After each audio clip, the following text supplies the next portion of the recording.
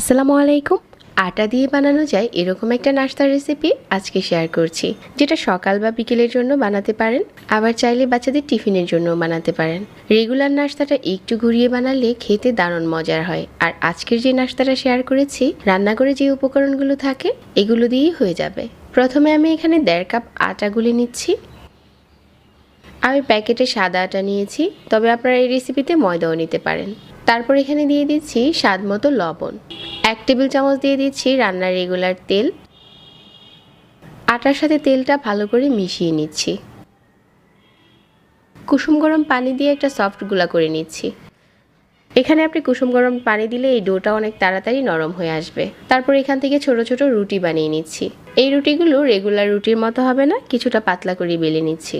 আর সাইজেও অনেক বড় হবে না। তারপর প্রথমে এপাশ ওপাশ করে রুটিগুলো